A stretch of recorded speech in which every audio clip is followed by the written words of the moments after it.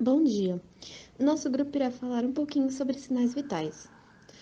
Nós temos 5 sinais vitais, sendo esses a temperatura corporal, o pulso, a pressão arterial, a respiração e a dor.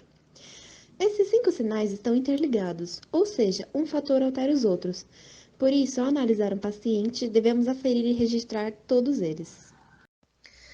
Devemos aferir os sinais vitais na admissão do paciente, em consultas de ambulatórios particulares, quando o resultado der erro ou discrepância, quando o paciente relatar sensações incomuns, antes e após procedimentos cirúrgicos, transfusão de sangue, administração de medicamentos que auxiliam a sístole. E, quando houver internação, deve verificar no mínimo uma vez a cada troca de turnos de trabalho, que isso dá mais ou menos 6 horas de diferença. O controle da temperatura corporal humana é realizado pelo hipotálamo. É uma porção pequena do encéfalo que também está relacionado com o emocional, o apetite e outros. Uma vez que sejam captados sinais de resfriamento, o centro de produção de calor do hipotálamo é ativado, enviando estímulos elétricos que causam a vasoconstrição dos capilares da pele, reduzindo assim o fluxo de sangue superficial e mantendo o calor do corpo nos órgãos localizados mais profundamente. Também ocorrem estímulos nervosos para a contração da musculatura, os chamados tremores, que auxiliam na geração de calor no corpo.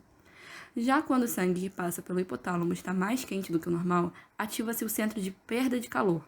Essa região inibe o centro de produção de calor, levando à vasodilatação dos capilares superficiais, aumentando assim o fluxo sanguíneo, o que por muitas vezes pode ser o suficiente para regular a temperatura.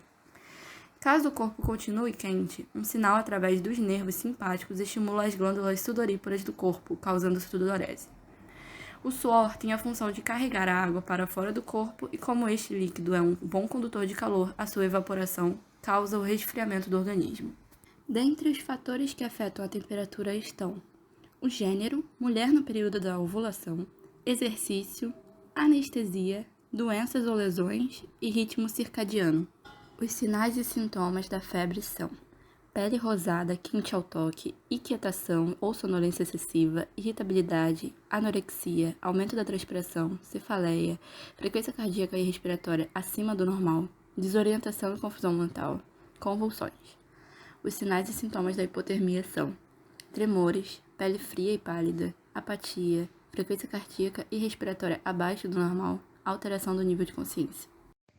Como ações do enfermeiro, podemos citar para a perda de calor, uso de compressas frias e banho morno. Para a obtenção de calor, uso de compressas mais quentes e bolsa térmica quente. E quente é numa temperatura agradável ao corpo. Temos diferentes termômetros, como o termômetro de mercúrio, que já foi muito utilizado, porém menos agora, porque a substância mercúrio faz mal ao meio ambiente. O termômetro descartável, que parece uma tira que você põe na testa do paciente e depois joga no lixo. O termômetro infravermelho, que está sendo muito utilizado durante essa pandemia em porta de loja e de supermercado. O termômetro auricular, que realmente mede a temperatura com maior precisão. E o termômetro eletrônico, que são os mais comuns e utilizados hoje em dia. De locais para aferir a temperatura, temos a axilar, que é comum, a mais usada, a bucal, que não é tão usada pela facilidade que a axilar dá, e também não é recomendada para crianças, porque elas não ficam com o termômetro na boca. Tem a retal, que mede meio grau acima da temperatura axilar. A do ouvido, que ela realmente pega uma temperatura mais precisa. E a testa, que está sendo muito usada nesta pandemia. Outro sinal vital é o pulso, que é aferido através do tato em locais específicos. É a percepção de ondulações, que possuem uma distinção ao longo da medição, sendo que uma é chamada de sístole, que é fazendo uma analogia ao pico da onda, quando sente um impulso maior do sangue vindo do átrio esquerdo. Em seguida, a diástole, que é mais branda. Há muitos fatores que alteram os valores do pulso. Por exemplo, os exercícios, que aumentam o bombeamento de sangue pelo coração, além de dissipar calor. A idade, sendo que eles perdem a elasticidade dos vasos. O estresse e as emoções, que desestabiliza o físico do paciente. Para a medição, observe-se algumas características durante o período de 1 minuto, com um ritmo. O pulso rítmico seria a sucessão de tempos fortes e fracos que se alternam com intervalos regulares. e arrítmicos são aqueles que saem do padrão. A frequência, que pode ser classificada como normocárdio, que é entre 60 e 100, taquicárdio, quando há valores superiores a 100, e braquiocárdio, quando há valores abaixo de 60. O volume e amplitude pode ser caracterizada como normal, ausente ou fino.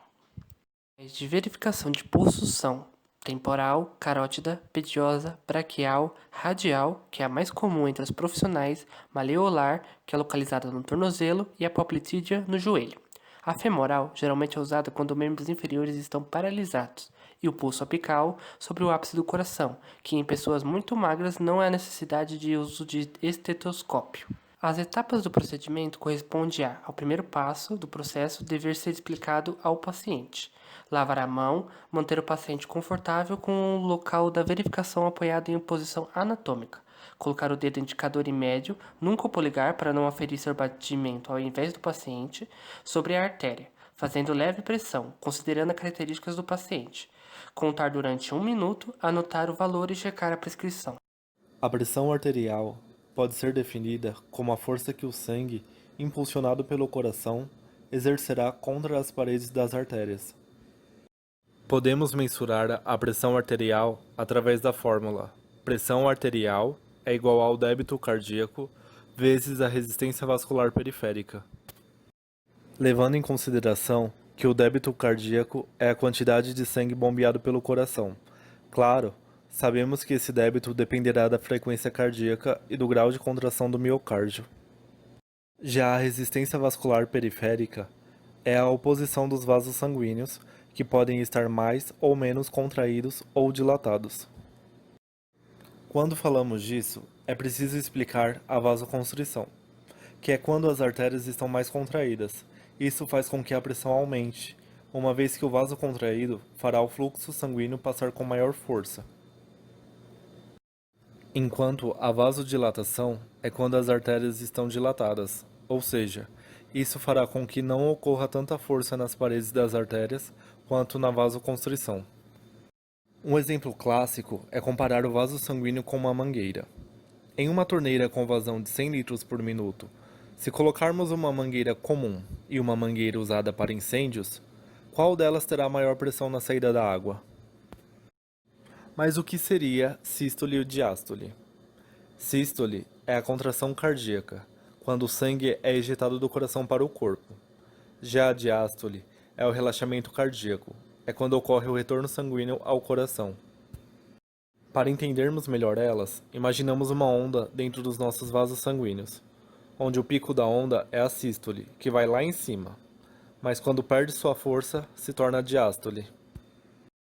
Devemos se atentar a alguns fatores antes de aferir a pressão arterial. É preciso observar se o paciente tem alguma restrição de membro. Por exemplo, se ela fez uma mastectomia com esvaziamento, aquele membro não poderá ser usado para aferir a pressão arterial. Devemos realizar a mensuração da escala de dor, uma vez que ela poderá alterar o valor da PA. O ideal é manter repouso entre 10 a 15 minutos, e devemos orientar o paciente sobre a importância de esvaziar a bexiga antes do procedimento. Deve-se levar em consideração o valor base da PA do paciente. Perguntar antes do procedimento o valor que normalmente é sua pressão normal. E por fim, devemos prezar pelo posicionamento e materiais adequados. Materiais utilizados para verificar a pressão arterial: um esfigmomanômetro, de acordo com a necessidade, e um estetoscópio. Respiração. Ventilação, movimento do ar que entra e sai do tórax, que é a expiração e a expiração. Na respiração, ocorre a troca de oxigênio e dióxido de carbono. FR, quantidade de ventilação que ocorre em 1 minuto. Fatores que afetam a respiração: a idade, exercícios, doenças respiratórias, anemias, altitude mais elevada, ansiedade, medicamento como sedativos, anestésico, dor aguda, lesões cerebrais e equilíbrio de ácido básico. Eupneia, respiração normal, frequência, profundidade e ritmo normais para idade de 14 a 20 RPM em adultos. Bradipneia, respiração mais lenta que o normal para a idade. Taquipneia. Respiração mais rápida que o normal para a idade. Dispneia. Respiração difícil. Pode vir acompanhada de outros sinais de dificuldade respiratória, como batimento de asas nasais, tiragem intercostal, respiração ruidosa e aumento de frequência respiratória. Ortopneia. Respiração facilitada pelo sentar e o levantar. Hiperventilação. Aumento da frequência e da profundidade das respirações. Hipoventilação. Diminuição da frequência e profundidade das respirações. Apneia. Ausência de respiração. Como cuidado para ferir a respiração, devemos nos atentar a não avisar o paciente no momento do procedimento, porque ao avisá-los, a tendência é que lembrem desse movimento e ação de respirar e alterem-a involuntariamente. Bom dia, meu nome é Viviane e eu já vim falar um pouquinho sobre a dor. Como todos nós sabemos, ela sempre será diferente para cada um de nós. Tem algumas pessoas que são mais sensíveis à dor e outras que são menos sensíveis, mas sempre será diferente para cada um de nós. A dor pode causar algumas alterações biológicas, psicossociais e psicossomáticas. A dor faz com que aumente a frequência cardíaca, respiração e pressão, fazendo com que, quando sentimos dor, ela se eleve um pouco. Como podemos avaliar a dor pelas escalas analógica e alfanumérica? Bom, a escala analógica ela é para ver a evolução da dor. Já a alfanumérica é para ter uma ideia da quantidade de dor que o paciente está tendo. De 0 a 10 é a nota que ele pode dar, sendo 0 a ausência de dor, 10 uma dor absurda. Assim, quando usamos a escala alfanumérica, podemos fazer a seguinte pergunta para o paciente: qual a nota que o senhor dá para sua dor? O paciente dará a sua nota. A partir desse momento que o paciente deu a sua nota, já podemos ter uma noção da quantidade de dor que ele está sentindo. Já para as crianças, usamos um método de carinhas para identificar a dor. Sendo assim, usamos desenhos e personagens de desenhos animados.